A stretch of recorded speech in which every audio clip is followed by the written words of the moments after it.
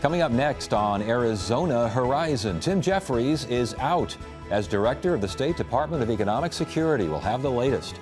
And Phoenix Mayor Greg Stanton joins us in studio to talk about baseball stadiums and sanctuary cities. Those stories next on Arizona Horizon. Arizona Horizon is made possible by contributions from the Friends of Arizona PBS, members of your PBS station. Thank you. Good evening and welcome to Arizona Horizon. I'm Ted Simons. Governor Doug Ducey today fired Department of Economic Security Director Tim Jeffries. Jeffries was forced to resign after a series of controversies ranging from questionable mass firings of employees to a report that Jeffries bought alcohol for DES employees during a work-related trip. 5 of Jeffries' top aides were also let go today. The governor appointed Henry Darwin, his chief of operations, as interim DES director. Here now for the latest on all this is Ben Giles from the Arizona Capital-Times. Been covering this story. Ben, good to have you here. Thanks for joining us. Really quickly, who's Tim Jeffries? So Tim Jeffries, for the last 21 months, has headed the Social Welfare Agency for Arizona, the Department of Economic Security. And he's made a name for himself during that time. It started with reports last year in October and a little bit in September about how he was firing what he called bullies and liars, egregious bullies and liars from the agency. And that was just the first inkling we got of the number of people that he was letting go from the agency. And the Arizona Republic has done some excellent reporting on this. It's close to 500 employees now that he's let go. And I want to get to that in a second here, and along with some of the other indiscretions. But in the grand scheme of things, was today's move a surprise? Not at all. When the first reports came out about the types of folks who are being let go, the Republic was reporting that there was a trend of older employees, minority employees, women employees, maybe a lot of folks who were very close to hitting their pensions, their 20 years with the state. There were patterns that were alarming to the governor's staff, so they actually stripped his ability to fire anyone else away a little over a month ago. So the writing kind of seemed to be on the wall at that point. Why keep an agency director in place if he's not even allowed to fire people from his own agency? Right. This is, again, a friend of the governor. He was basically came into the office really with absolutely no governmental management, no government experience at all, correct? None to speak of. He had plenty of business experience, plenty of experience in the private sector, and over a year ago, the governor would have told you that's what makes him an attractive agency director. Jeffries was brought in to shake things up a bit. The governor didn't want Jeffries to run DES like a government agency. It was to be run like a business. And as it turned out, that might not have worked out so well. No, indeed. And again, escorted out of his office at 11 o'clock this morning after a short meeting, I think, with the governor's top staff. Not the governor himself, which I thought was kind of interesting, but escorted out. What was the bottom line? Why was he let go? Because you can't fire this many people without a good explanation for it. And that is a part of the problem with so many of the employees being at will, which means they don't have recourse. They are working for the government, and the government can fire them as it pleases. And that is something that Jeffries really took hold of and used and abused to let so many people go. So many people, many without cause, and like half of these people were in line to receive merit bonuses, correct? Yes, a lot of the folks who were let go have received merit bonuses in 2015, in 2016. So many that reporters have spoken to had excellent performance records, no demerits in their evaluations. These were good people. These are the kind of people that you want working for an agency. And so many of them had been there for 10, 15, almost 20 years. They love the work. Well, then why was he letting them go? Was it age? Was it gender? Was it ethnicity? Was it just a simple throwing a dart at the wall and your name got hit? In some cases, it was retaliation. In other cases, we just don't know. But there was at least one employee who spoke up about the way Jeffries was handling his public relations, his PR at the agency, and he was fired within 20 minutes of sending off an email to the agency's head spokesman. My goodness. Oh, we should also mention, just recently, we've talked about this on the Friday Roundtable a couple of times here, this Nogales office party, where basically you go on the governor's plane down to Nogales and decide to whoop it up with a bunch of DES employees. Why? Because they agreed to have their protection, their employee protection, removed. And Jeffries characterized this as, a goodwill gesture to the employees. He said it was a party that he promised to them if they would just give up those job protections, which in some cases did come with a pay bump or a bonus. But the optics of flying to Nogales and allegedly forcing some of his staffers to come along with him on this flight to celebrate the idea that you can now be fired without reason, essentially, just seemed to be lost on Jeffries. And part of that party was apparently buying alcohol. He says it was after work hours. His assistant director says begs to differ, and it sounds like the governor in the investigation may have found something that differentiated that as well. He also created a do not hire list.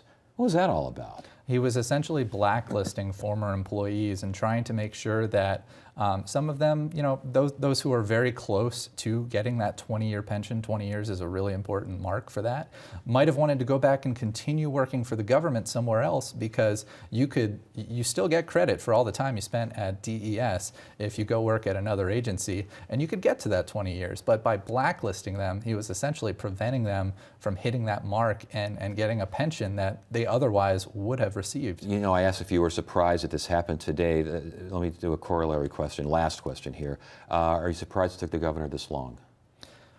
Not necessarily. I think that a lot of the firings were so questionable that we don't exactly know why so many people were fired. There's a hotline right now for employees who were let go who can call and air their grievances. But I think in some cases we may never know why folks were let go, and it probably took a while to look into this. Having said that, the writing was on the wall when his ability to fire anyone else was given up, and certainly the office party, the purchasing of alcohol, just seemed to seal the deal. All right, Tim Jeffries out at DES. Ben Giles, good to have you here. Thanks for joining us. Thank you.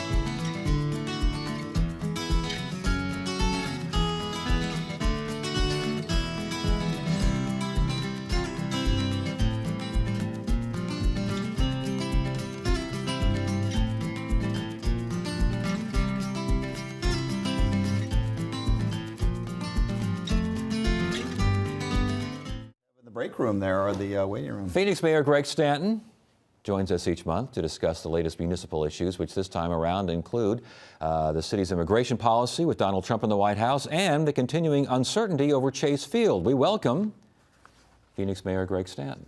Great to see you. Happy Nice to see Thanksgiving you. in advance. Thank you very. Looks like you're already starting the holiday there. You're a little casual. Thank you for My new look. That's right. Is that your new look? All right. Let's talk about the idea of Donald Trump in the White House saying zero tolerance for undocumented folks. He says he, quote, will dismantle sanctuary cities.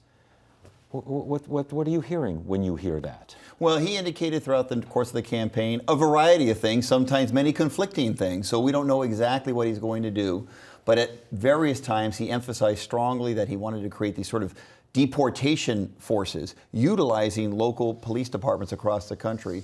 I put out a statement recently saying, look, City of Phoenix has a great police department. They work very hard to build the trust of the community, making sure witnesses feel comfortable if they need to come forward to provide information to the police. We are not going to turn our local police department, the Phoenix Police Department, into a deportation force. They do their job well right now, and if Donald Trump wants to take their focus away from solving crimes and building community trust, we're not going to play that game in Phoenix, Arizona. Well, it sounds like Trump and or someone in the Trump administration, future administration, is now floating the idea of deputizing local police departments and police officers to enforce immigration law.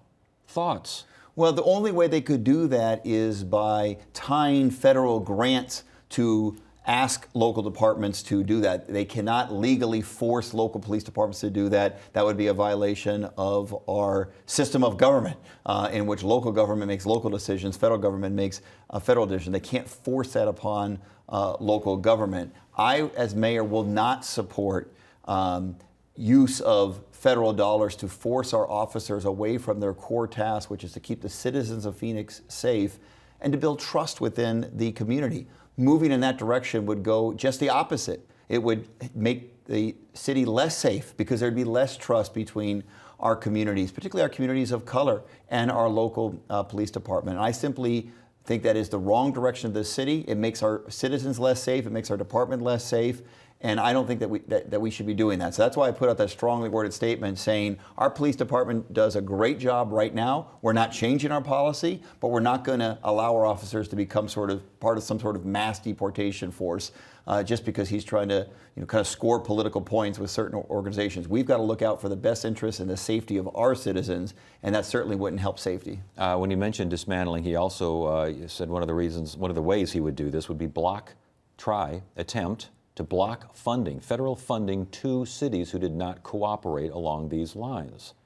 A, can he do it? B, what would you do if he did? Well, I think it would be an incredibly dumb move by the Trump administration to do exactly that, but he certainly may do. He may try to tie certain federal grants to changing local police department policies to turn local police departments away from their core mission, which is to keep the community safe, and into this sort of mass deportation force. I don't think that makes our community safer, and I will reject, as mayor of this city, I will reject any federal dollars that are tied to turning our local police department into a mass deportation force. So if he cuts off funds in one way, shape, or form, are you prepared to handle that? Yes. I mean, we have to decide what our values are as a community. City of Phoenix is a very well-run city. We have one of the highest credit ratings, the highest credit rating of any big city in the United States of America. Certainly we have successfully applied for COPS grants, for example, to add more quickly certain police officers, but our budget is doing much better. Our Phoenix economy is doing much better. I would like to continue to receive federal grants, but if federal grants are tied to forcing our department to engage in policies that will make us less safe, I wouldn't be doing my job as mayor if I did that just to chase after a few federal dollars. We are not going to do that. Our police department operates very well right now. They're doing a great job. The officers on the street balance out their needs to keep the community as safe as possible and protect citizens' civil rights. We've obviously have had a county sheriff's office which has gone in a very different direction with truly tragic results for this community. I don't want our police department or any other police department in the state of Arizona to head in the direction that Sheriff Joe took that department. Yeah, and yet the president-elect and many who support the president-elect say that the sanctuary cities, for lack of a better phrase, but cities with policies such as Phoenix and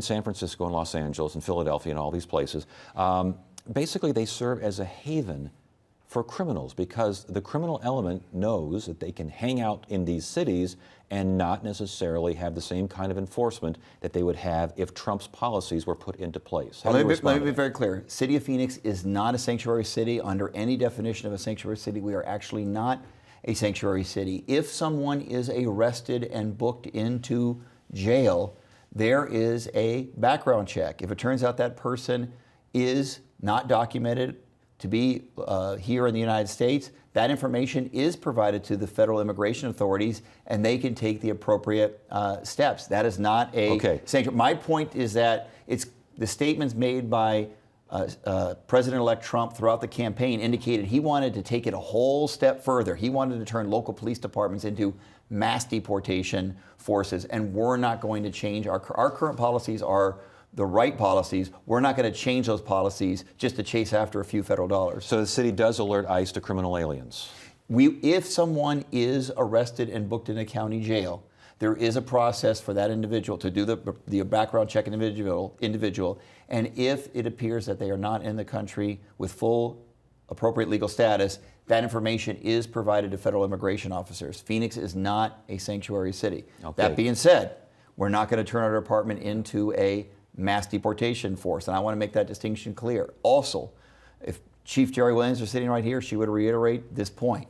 If you are a witness to a crime and you are not fully documented here in the United States, nothing's going to happen to you. Your information will be taken by the police department. You will be treated with dignity and respect. That information will not be handed over to federal immigration officials. because we want to make sure that we build as strong police community trust as possible. Our department balances those interests out well. We're not going to change that just because of the change of administration in Washington, D.C. Last question on this. Does Phoenix honor ICE detention requests? When you say, does Phoenix honor The city. that? Remember, we don't run a jail. So our officers are out there trying to keep the community as safe as possible. When we arrest someone and book them into jail, it is the county off to the jail county. officials. Okay. So All right. that is an important distinction. Phoenix officers Right. are not engaged in that. Okay, so that request wouldn't necessarily come to Phoenix in the Correct, first place. that's correct. All right. What's going on with the stadium situation? I mean, this now the latest investor deal with the Diamondbacks has fallen through. They're back to square one there as far as the county and the Diamondbacks trying to figure out who's going to pay for 180 some odd million or 80 million. No one can get that number correct. And meanwhile, that stadium sits there. The Suns still need an arena. The Sheraton still needs to get sold. And now the Coyotes are saying they may go play hockey over by Carson Golf Course at ASU. What's going on out there?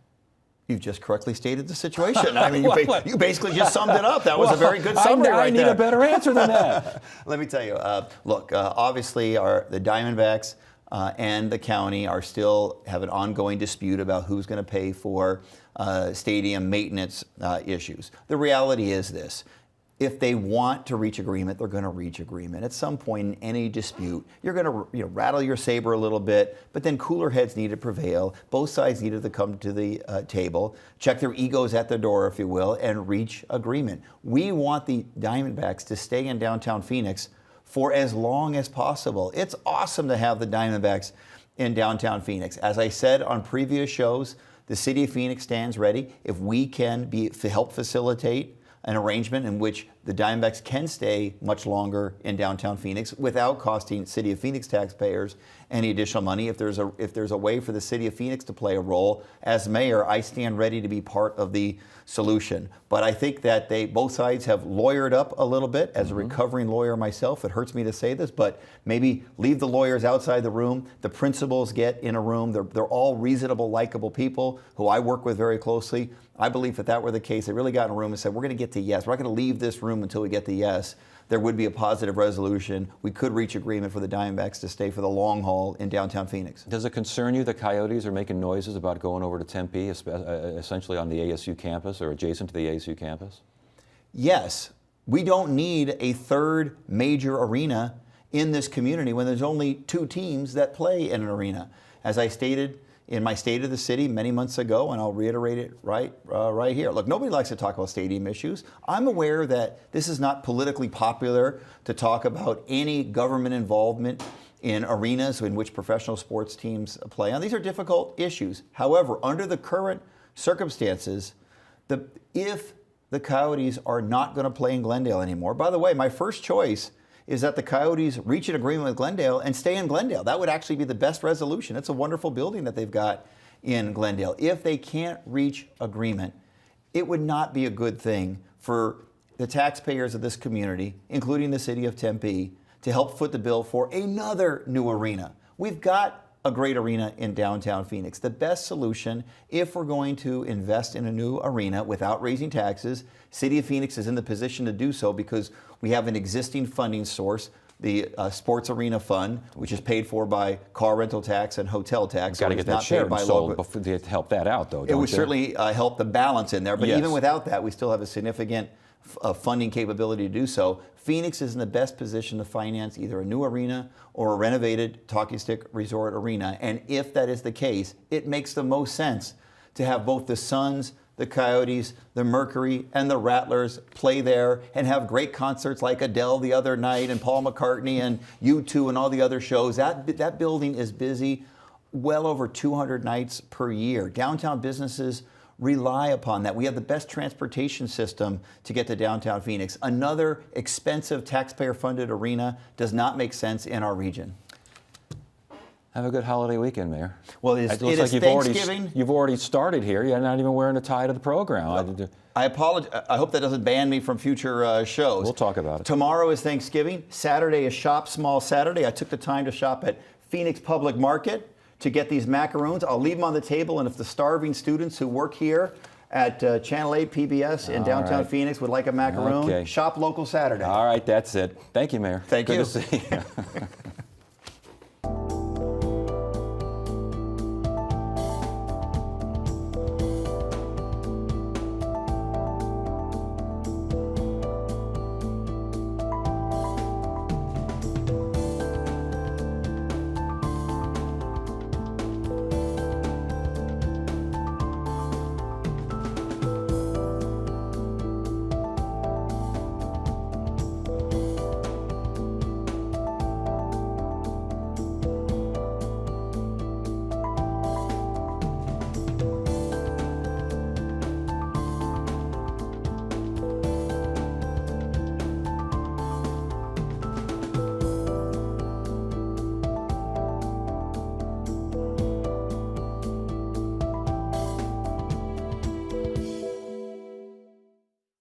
Get the inside scoop on what's happening at Arizona PBS.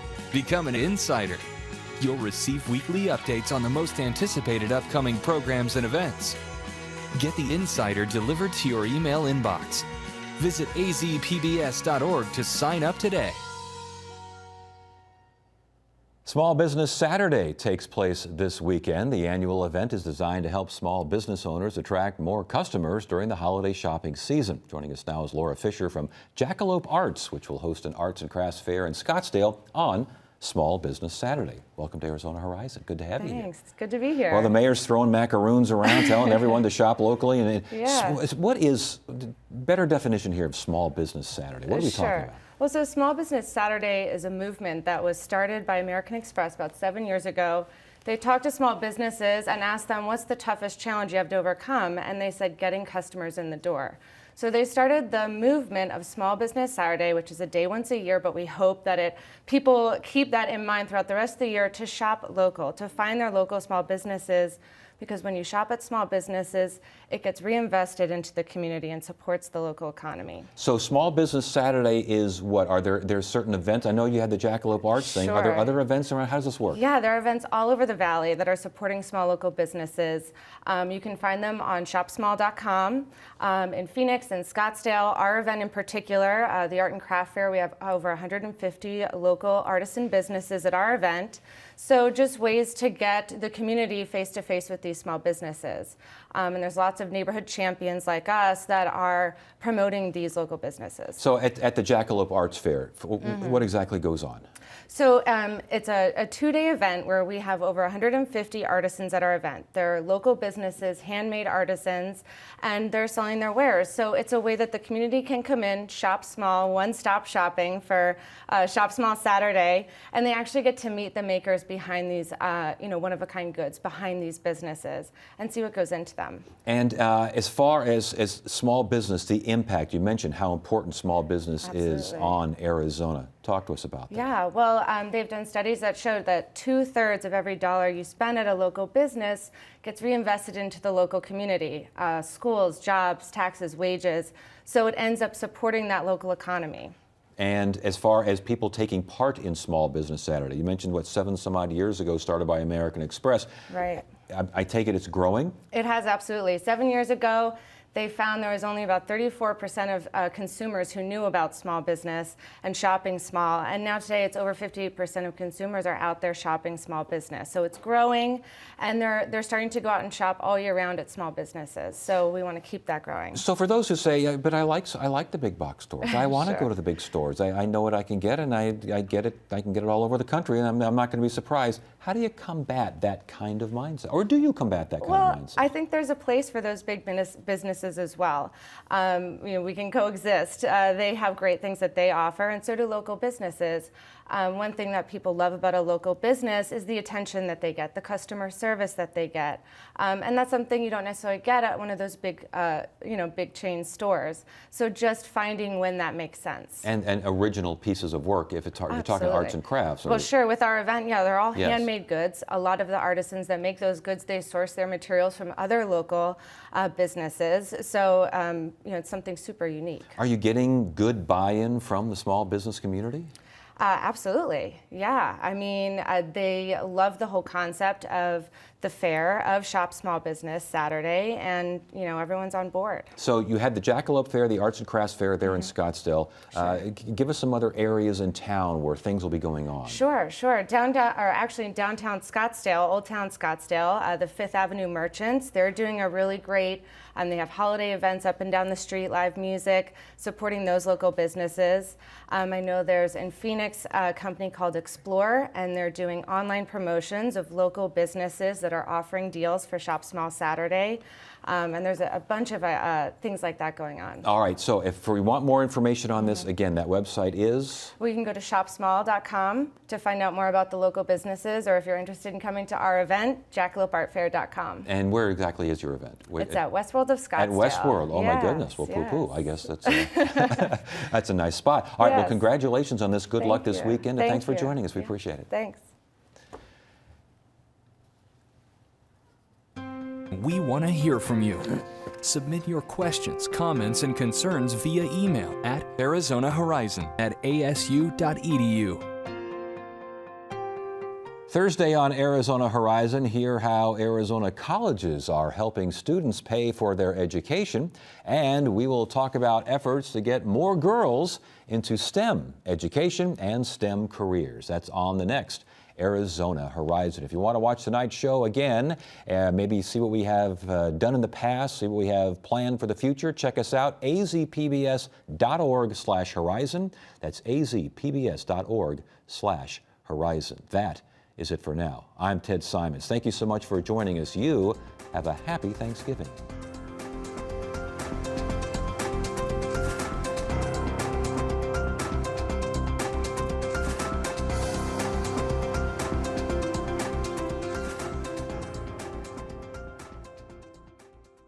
Arizona Horizon is made possible by contributions from the Friends of Arizona PBS, members of your PBS station.